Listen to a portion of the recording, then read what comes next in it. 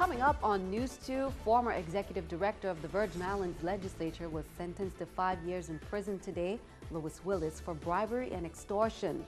Plus, hundreds gathered at the 2015 University of the Virgin Islands Commencement Ceremonies on St. Thomas and St. Croix. Will have the highlights. Plus, Police Week events continue on St. Thomas and St. Croix. How you can show support and join the men and women in blue.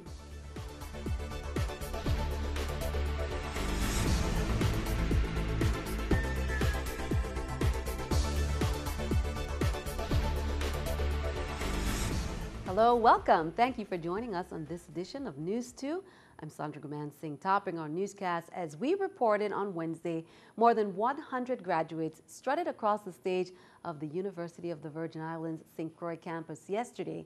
UVI held commencement exercises for the class of 2015.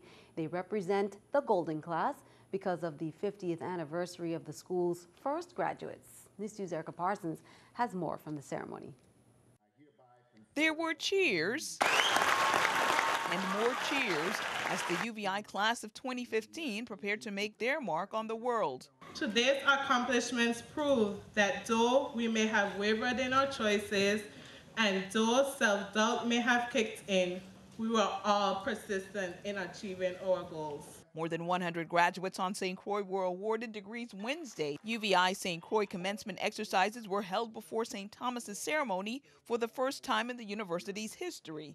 That was only one of the special things about Wednesday's ceremony. Members of the school's first graduating class from 1965 celebrated 50 years. They wore gold regalia for a golden anniversary. They were precious trailblazers who paved the way for so many students at CVI and now UVI. UVI's president, Dr. David Hall, recognized that class as well as the UVI nursing program for their 50-year milestones. And of course, the class of the hour, the class of 2015, the golden class, dubbed the legendary Gifted Achievers, cemented their place in history as the 50th class to strut across the university's stage.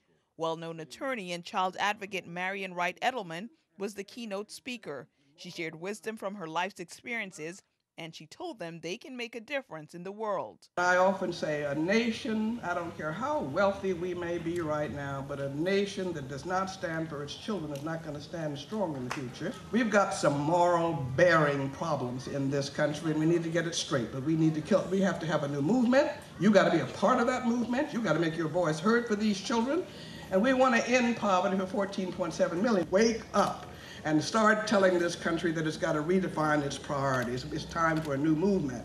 We cannot have this new apartheid, which is mass incarceration. The governor, delegate to Congress, and Senate president also shared words of wisdom with the class.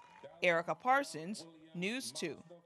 Now, the first Bachelor of Science degree in psychology was awarded by the university, and that was another distinction for the class of 2015. Meanwhile, on St. Thomas, friends and family flocked by the hundreds to the Sports and Fitness Center to witness some 160 new graduates from UVI. Various schools and colleges walk across the stage and claim their prize. Dignitaries from both public and private sectors were present to show support to UVI's new crop. The university also honored the very first graduates of the University of the Virgin Islands back in 1964. The commencement event's speakers, including world-renowned children's advocate Marian Wright Edelman, gave similar advice to the new graduates to never give up and to make a difference in the world. Don't assume a door is closed, push on it. Don't assume if it was closed yesterday that it's closed today, push on it again. And don't ever stop learning and improving your mind, because if you do, the United States and the Virgin Islands are going to be left behind along with you. I want you to applaud your accomplishments, but I also want you to make sure that what you have learned here is used to make the world a better place. Excellence and success isn't an accident either. It is a result of our hard work. Today, the best class to ever graduate from the University of the Virgin Islands sits right here. Congratulations to all the graduates. Now, here are some graduation dates for the St. Thomas, St. John, and St. Croix districts, courtesy of the Department of Education. And these are high schools. June 7th, 2015, Day adult graduation will be held 4 p.m. at the Charlotte Amalie High School Auditorium. June 13th, it's Ivana Udorkin. That's at 4 p.m. at the DM Wheatley Gymnasium. June 14th at Charlotte Amalie High School, 5 p.m. at the UVI Sports and Fitness Center over on St. Croix. Adult education, that's June 16th, 6 p.m. at Educational Complex. Central High's school commencement is at 2:30 p.m. at the school's gymnasium on June 17th, and on June 18th, it's Educational Complex, 4 p.m. at Island Center. In other news, Senator Jeanette Millen-Young says she is concerned about Governor Mapp's proposal to place the Bureau of Information Technology administratively under the VI Next Generation Network. She said the BIT is a government agency within the Office of the Governor, and VINGN is a corporation established by the Public Finance Authority without legislative authorization. Millen-Young is urging the governor to not undertake this action until its legality is clarified. She said that while she has not seen the governor's proposal, she does know that the BIT was established and placed within the office of the governor with a director who's appointed by the governor and is later confirmed by the legislature. Former executive director of the Virgin Islands Legislature was sentenced to 5 years in prison, and that happened today. Lois Lolo Willis, 57, a resident of St. Thomas, was sentenced by District Court Judge Curtis Gomez. On November 19, 2014, a federal jury convicted Willis of 4 counts of federal programs bribery and extortion under color of official right. According to evidence presented at trial, Willis was the executive director of the legislature between 2009 and 2012. His responsibilities included oversight of the major renovation of the legislature building and awarding and entering into government contracts in connection with the project. Willis was also responsible for authorizing payments to the contractors for their work. Evidence presented at trial demonstrated that Willis accepted bribes, including $13,000 in cash and checks from contractors in exchange for using his official position to secure more than $350,000 in work for the contractors and to ensure they receive payments upon completion. Count on two to keep you updated. On Wednesday, May 13th, in District Court, Judge Curtis Gomez sentenced Joseph Roberts, 27, to a total of 39 months in prison. Roberts was arrested on October 16, 2014, by officers of the VIPD after he was found in possession of a firearm in the area of the Julius Eastbrough Elementary School on St. John. Court records indicate that in August 2010, Roberts was convicted of authorized possession of a firearm, possession of a controlled substance, and on January 26, 2015, he pleaded guilty to possession of a firearm by a convicted felon and possession of a firearm within a school zone. Well, as we reported, it's VI Police Week. It's being recognized with many events, and you can join the men and women in blue with some of the events. And events kicked off here in St. Thomas today with Civilian Day. On Friday, it's the National Memorial Parade Day and Ceremony. And some of the officers stopped by to give us some more information. Saturday, May 16, 2015. Starting at 7:30 a.m., the retired police this year is taking the leg of having a memorial prayer breakfast for law enforcement officers Memorial Week. And on Sunday, here we at from 11 a.m.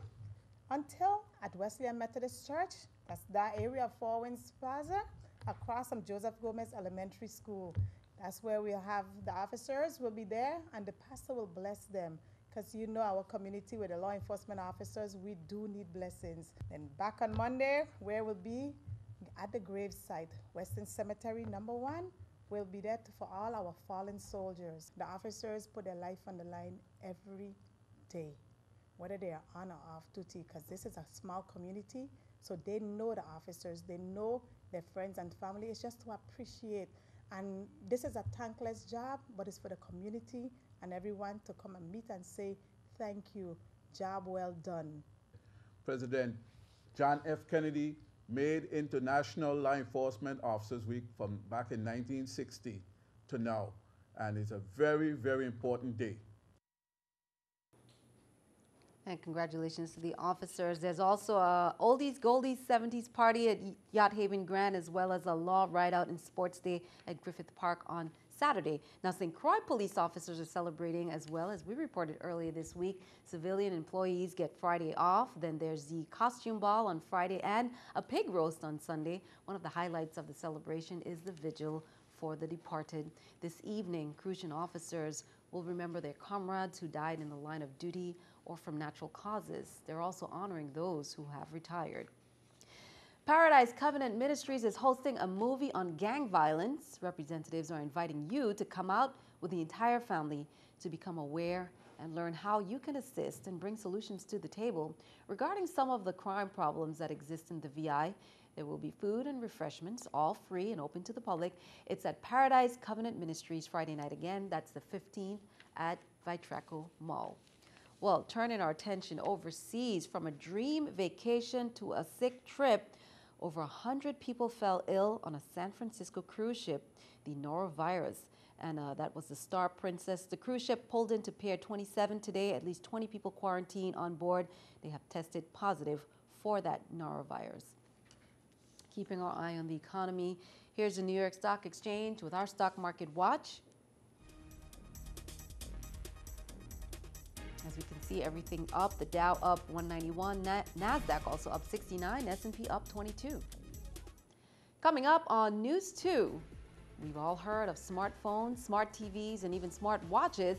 These devices are designed to make your life easier. But as you know, some of them could put your privacy at risk.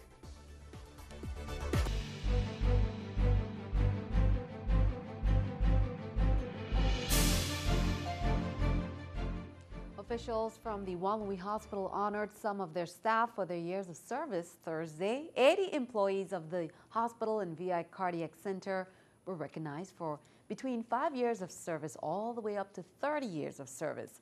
Wallonie Hospital CEO Dr. Kendall Griffith thanked all of them for their dedication. It is such a joy to be able to stand here and see what you have been able to do.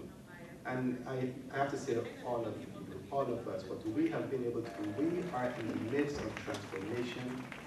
We are in the midst of evolution. I think this is a time that we will remember. This is the time when JFL took a major leap forward. And it is because of the efforts of you. Congratulations to all the employees. The 6th grade classes from Ricardo Richards Elementary School raised almost $500 over a 1-month period for the American Cancer Society. The students presented a check to Relay for Life organizers on Thursday. This is the second year that the 6th grade students are being charged with doing a community service to give a monetary contribution to an organization. So we decided this year, we heard about Relay for Life, and we decided that it was going to be a great idea to give the contribution to that organization, the American Cancer Society. So everyone was involved in terms of the 6th grade teacher, of course, our principal, Miss Wendy Gonzalez, and all of the 6th grade students. We had the office staff that played an important role as well. We appreciate all of the donations we get. But when it comes from students, that's near and dear to my heart, because I too am a teacher, and it means so much when our students give to the community. This is a civic-minded school. Our students are so caring, they are so loving. Their hearts are always extending out to different populations, different sectors in the community, and also outside of the community, because they've done fundraisers for Haiti, for the Philippines, for St. Jude's Hospital. And congrats to the students. Job well done. The Virgin Islands Department of Education will host the territory's first farm-to-school conference titled Linking the VI Chain. That's on Thursday, May 28 from 8 a.m. to 5 p.m. at the University of the Virgin Islands Great Hall on St. Croix. Farm-to-school programs enrich the connection communities have with fresh, healthy food and local food producers by changing food purchasing and education practices at schools and preschools. Department of Education Commissioner Dr. Sharon McCullum and Agriculture Commissioner Carlos Robles are among the conference speakers. The workshop topics will include how to incorporate farm-to-school best practices in the classroom, working with local produce in the cafeteria, procurement procedures, and much more. Parents and other members came out to cheer 17 Elena Christian Junior High School 7th and 8th grade students as they were inducted into the National Junior Honor Society on Wednesday, May 13th at the school's auditorium. The theme was Learning and Growing Equals Succeeding. The induction ceremony was the first held in the school in 10 years, according to Principal Carlos McGregor. A candlelight ceremony and pledge of the 4 pillars of the National Junior Honor Society were demonstrated by inductees. Accordingly, scholarship, Naomi Williams and Yusuf Mustafa; leadership, Vivica Edwards and Lamonique Berrios; service, Rihanna Allen and Tiara Newton; and character by Tamia Garvey and Jamal Jackson. Congrats to the students. The St. Croix Educational Complex Language Arts Department will be presenting its annual showcase of language arts and literature. This year's theme is Lighting the Pathway to Knowledge Literature. Students enroll in the language arts classes will perform a variety of acts, including original poems, non-original poems, miming, interpretive dance, choral reading, original song, and readers theater. That's on May 22nd at 12:20 p.m. to 3 at the St. Croix Educational Complex Auditorium. Well, did you know there are rebates available for energy-efficient LED bulbs? Well, eligible products include Energy Star LED bulbs by Energy Office authorized vendors. Rebates are open to residential customers and commercial businesses with electrical consumption of up to 1,200 kilowatt hours per month.